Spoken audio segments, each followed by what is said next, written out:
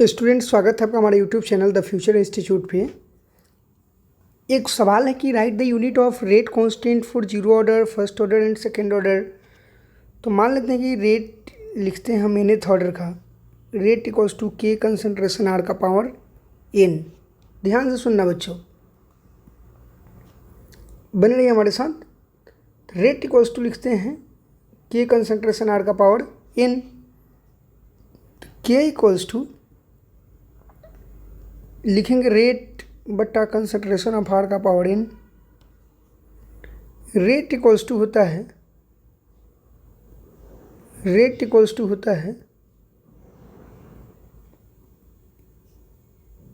D concentration x बटा D T. Concentration का unit होता है मोल लीटर इनवर्स बटा सेकेंड, यानी कि mole litre inverse second inverse. और कंसंट्रेशन ऑफ कुछ भी कंसंट्रेशन हो, जैसे आर है तो इसका यूनिट हो जाता है मोल लीटर इनवर्स। अगर हम डालते हैं रेट की जगह मोल लीटर इनवर्स सेकेंड इनवर्स बटा मोल लीटर इनवर्स का पावर n, तो रिजल्ट आता है मोल का पावर 1 इंटू लीटर का पावर -1 इंटू सेकेंड का पावर -1 बटा मोल का पावर n इंटू लीटर का पावर -n। दोनों बेस सेम है तो पावर घटेगा। मोल का पावर 1 - n इंटू लीटर का power n-1 into second inverse, यानी कि nth ऑर्डर का हो गया। अगर हमको जीरो ऑर्डर का निकालना है तो सीधे निकालेंगे for zero order. For zero order का निकालना है n की जगह उतना वैल्यू डाल देंगे। जीरो ऑर्डर का निकालना है तो n इक्वल्स टू 0 डालेंगे, तो सीधा रिजल्ट आ जाएगा मोल n की जगह 0 डालेंगे तो पावर 1 इंटू लीटर, n की जगह 0 डालेंगे तो -1 इंटू सेकेंड इनवर्स, यानी मोल लीटर इनवर्स सेकेंड इनवर्स। अगर हम n की जगह 2 डालें तो 1 डालें तो फर्स्ट ऑर्डर के लिए हो जाएगा। हालांकि पहले ये जीरो ऑर्डर के लिए याद रखिएगा ये वाला मोल litre inverse second inverse. First order के लिए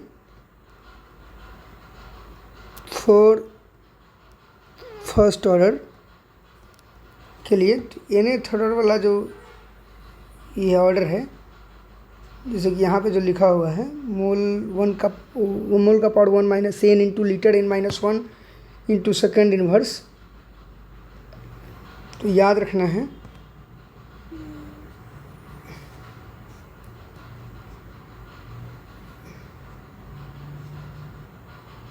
फर्स्ट ऑर्डर के लिए क्या हो जाएगा। तो nth ऑर्डर का जो है आपका क्या है, मोल का पावर 1 - n इंटू लीटर का power n-1 into second inverse. n equals to अगर 1 लेते हैं तो फॉर फर्स्ट ऑर्डर क्या हो जाएगा,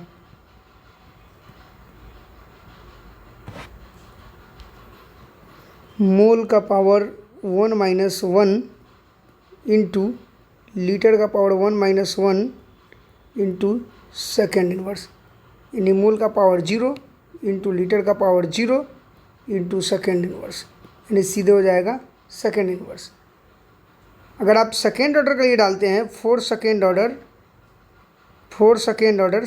के लिए डालते हैं, यानी n इक्वल्स टू 2 डालते हैं इसमें, तो सीधे हो जाएगा mole inverse litre second inverse. तो बच्चों इस तरह से यूनिट है जो हम आपको याद करा देना चाहते हैं कि जीरो ऑर्डर के लिए हो जाएगा 1 नंबर में 4 जीरो ऑर्डर। याद कर लीजिए रेट कांस्टेंट का यूनिट क्या हो जाएगा जीरो ऑर्डर के लिए, mole litre inverse second inverse. दूसरा फर्स्ट ऑर्डर के लिए क्या हो जाएगा, सेकेंड इन्वर्स। तीसरा सेकेंड ऑर्डर के लिए क्या हो जाएगा, मोल इन्वर्स लीटर सेकेंड इन्वर्स। तो इस तरह से आपको याद रखना होगा। अब हम लोग देखते हैं next integrated rate law method. सवाल है derive integrated rate law method for zero order reaction, जिसे जीरो ऑर्डर रिएक्शन के लिए रेट इक्वल्स टू क्या लिखेंगे, के कंसंट्रेशन आर का पावर 0। बच्चों चूँकि रेट इक्वल्स टू क्या होता है, माइनस डी कंसंट्रेशन आर बटा डी टी। तो रेट इक्वल्स टू लिख सकते हैं माइनस डी कंसंट्रेशन आर बटा D T equals to K concentration of R का पावर 0 है, तो किसी भी चीज़ का पावर 0 तो वैल्यू 1। तो minus D concentration R equals to K into D T. अब ऑन इंटीग्रेटिंग बोथ साइड, दोनों साइड इंटीग्रेशन करेंगे तो क्या हो जाएगा, minus D R equals to K D T. ठीक है, अब डी आर का इसका लिमिट लगा देते हैं ए से ए नॉट। अब समझना है ए से ए नॉट क्या होता है, इनिशियल कंसंट्रेशन फाइनल, यानी कि जैसे कि अगर रिटेंट से प्रोडक्ट बन रहा है तो इनिशियल टाइम 0 पर ये था तो ये 0 था।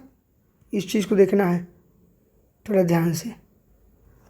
और टाइम टी पे कुछ टाइम के बाद ये माइनस एक्स था तो ये एक्स था, तो इसी ए माइनस एक्स को हम लोग ए नॉट ले लेते हैं फाइनल पे। तो बच्चों जब इसको हम डिराइव करते हैं, एक मिनट इसको ब्रैकेट में बंद कर देते हैं। जब इसको डिराइव करते हैं डी आर को तो हो जाता है आर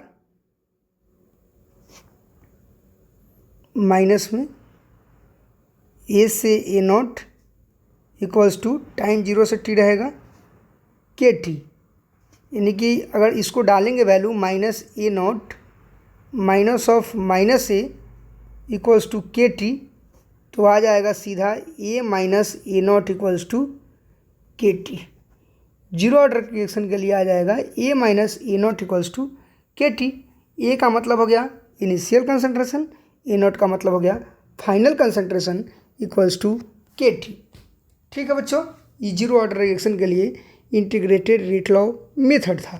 अब हम लोग आगे बढ़ते हैं फर्स्ट ऑर्डर के लिए। लिखा हुआ derive integrated rate law method for first order reaction.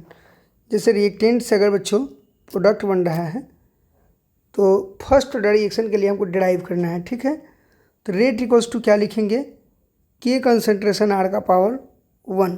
First order के लिए तो के कंसंट्रेशन आर का पावर 1। रेट को क्या लिखेंगे, माइनस डी कंसंट्रेशन आर बटा D T equals to K concentration are. अगर इस आर को इधर लाएं तो क्या हो जाएगा, minus D concentration R by concentration R equals to K into D T. On integrating both side, दोनों साइड हम लोग इंटीग्रेशन कर लेते हैं। माइनस को बाहर रखते हैं, D concentration minus D concentration R by concentration R equals to K integrated D T. इसका लिमिट 0 से टी लेंगे बच्चों, इसका ए से ए नॉट, तो हो जाएगा minus L N R A से ए not equals to K T 0 से टी। और इसे माइनस साइन है तो इसका क्या लिखेंगे, L N A not minus L N A equals to K T minus 0, यानी L N A minus L N A not equals to K T और एल एन ए बटा A not equals to K T. और अगर इसको हम ln equals to, पता है आपको कि 2.303 लॉग ले सकते हैं, तो क्या हो जाएगा 2.303 लॉग a बटा a not equals to K T. जो निकालना हो उसको इधर रखना है और इसको इस तरह में डिवाइड कर देना है। ठीक है बच्चों, अब यहाँ पे क्या देखना है कि ये फर्स्ट ऑर्डर रिएक्शन के लिए आपका integrated rate law method derive हो चुका है। अब हम लोग हाफ लाइफ पीरियड डिराइव कर लेते हैं। ठीक है, क्वेश्चन है, अब हाफ लाइफ अगर हमको जीरो ऑर्डर के लिए करना हो, एक में half life period for zero order, तो क्या आ जाएगा बच्चों, a minus A not equals to K T. चूँकि हाफ लाइफ करना है तो t इक्वल्स टू क्या आ जाएगा, टी हाफ, और ए नॉट इक्वल्स टू क्या है, ए माइनस एक्स, यानी ए नॉट इक्वल्स टू क्या आ जाएगा, ए माइनस ए बटा दो, यानी ओवरऑल ए बटा दो। तो ए माइनस ए नॉट की जगह क्या लिख दी, A by two equals to K T half. तो A by two equals to क्या आ जाएगा, K into T half. T half equals to क्या आ जाएगा, ए बटा टू के। यानी हाफ लाइफ पीरियड अगर हम जीरो ऑर्डर रिएक्शन के लिए डिराइव करें तो क्या हो जाएगा बच्चों, ए बाई टू के। क्वेश्चन नंबर नेक्स्ट 4 नंबर जो क्वेश्चन है, सवाल है कि derive half life period for first order reaction. तो फर्स्ट ऑर्डर रिएक्शन का इक्वेशन क्या होता है, 2.303 लॉग ए बटा A not equals to K T. तो हाफ लाइफ ये करना है तो टी इक्वल्स टू क्या लेंगे, टी हाफ, और ए नॉट इक्वल्स टू क्या लेंगे, ए बटा दो। यानी सीधे क्या आ जाएगा, K into T half equals to 2.303 log A बटा दो। ए नॉट की जगह क्या लेना है बच्चों, ए नॉट की जगह क्या लेना है, ए बटा दो। तो ए से ए क्या हो गया, कैंसिल हो गया, यानी K into T half equals to हो जाएगा 2.303 लॉग 2, यानी टी हाफ इक्वल्स टू हो जाएगा बच्चों 2.303 बटा के इंटू लॉग 2। यानी लॉग 2 का, चूँकि लॉग 2 का वैल्यू होता है 0.301, तो टी हाफ इक्वल्स टू हो जाएगा 2.303 इंटू 0.301 बटा के, यानी 0.693 by K. T half equals to first order reaction के लिए टी हाफ का वैल्यू हो जाएगा बच्चों 0.693 बाई के। क्लियर। तो इस तरह से आपका half life period first order reaction के लिए डिराइव हो गया। अब क्वेश्चन नंबर 5 है। क्वेश्चन नंबर 5 क्या है, सो देखिए, एक सवाल दिया हुआ है question number 5, the rate of reaction of a chemical reaction A plus B से प्रोडक्ट बन रहा है is rate equals to K concentration A का पावर 1/2 इंटू कंसनट्रेशन बी का पावर 1/2। मान लेते जैसे कि रेट इक्वल्स टू अगर दिया हुआ है के कंसनट्रेशन ए का power X into concentration B का पावर वाई, तो जो ऑर्डर हो जाएगा बच्चों, ऑर्डर हो जाएगा वो हो जाएगा एक्स प्लस वाई। ठीक है, तो उसी पैटर्न पे अगर दिया हुआ है कि के कंसनट्रेशन ए का पावर 1/2 इंटू कंसनट्रेशन बी का पावर 1/2, तो ऑर्डर क्या हो जाएगा 1/2 प्लस 1/2, यानी ऑर्डर कितना हो जाएगा 1। सीधे ऑर्डर क्या हो जाएगा 1, यानी कौन सा रिएक्शन हो जाएगा, ये फर्स्ट ऑर्डर रिएक्शन हो जाएगा, फर्स्ट ऑर्डर रिएक्शन। ठीक है बच्चों, क्वेश्चन नंबर 6 की तरफ मूव कीजिए। क्वेश्चन नंबर 6 है बच्चों, what is the law of mass action. तो according to the law of mass action,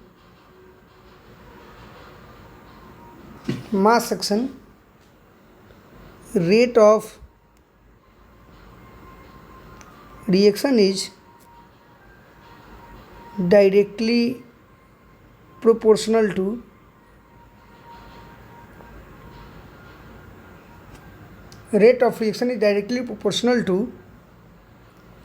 product of concentration of reactant and coefficient goes into power, जैसे दिया हुआ है ए प्लस बी बी से बन रहा है C C plus D D, तो इसका जो रेट होगा, rate of reaction directly proportional जाएगा कंसंट्रेशन ऑफ ए का power A into concentration of B का पावर बी, यानी rate of reaction is equals to K concentration A का power A into concentration B का power B. तो बच्चों यही है लॉ ऑफ मास एक्शन। अब नेक्स्ट क्वेश्चन हम लोग क्वेश्चन नंबर 7 की तरफ मूव करते हैं। इसका आंसर हो जाएगा बच्चों, what is the effect of temperature on rate of reaction, यानी as temperature increases the rate of reaction increases.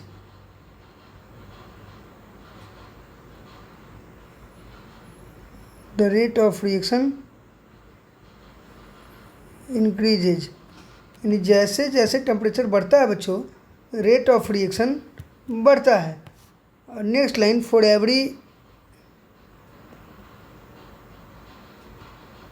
10 degree Celsius increases in temperature, rate of reaction gets double. ठीक है बच्चों, जब 10 डिग्री सेल्सियस बढ़ाएंगे तो रेट ऑफ रिएक्शन क्या होगा, double हो जाएगा। वो डिफाइन ऑर्डर ऑफ रिएक्शन। ठीक है बच्चों, तो इसका आंसर हो जाएगा ऑर्डर ऑफ रिएक्शन का, इसका आंसर हो जाएगा it is equal to the sum of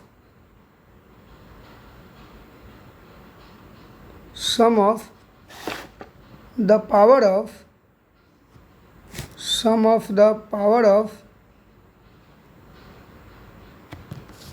it is equal to the sum of the power of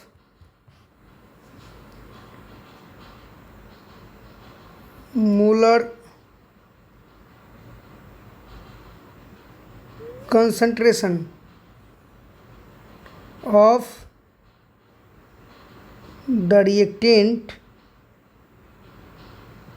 in rate law। बोल रहा है कि जो रेट लॉ लिखिएगा, यानी रेट इक्वल्स टू जैसे लिखिएगा कि कंसंट्रेशन ए का power X into concentration B का पावर वाई, तो ऑर्डर क्या होगा, तो इसमें ऑर्डर हो जाएगा एक्स प्लस वाई। क्या हो जाएगा बच्चों, ऑर्डर एक्स प्लस वाई हो जाएगा ऑर्डर। ठीक है, नेक्स्ट क्वेश्चन है, लास्ट क्वेश्चन इसका।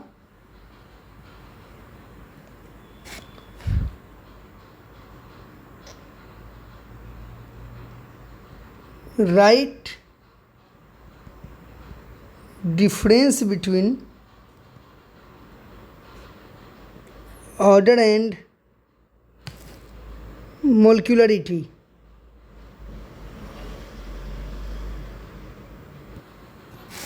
Right difference between order and molecularity.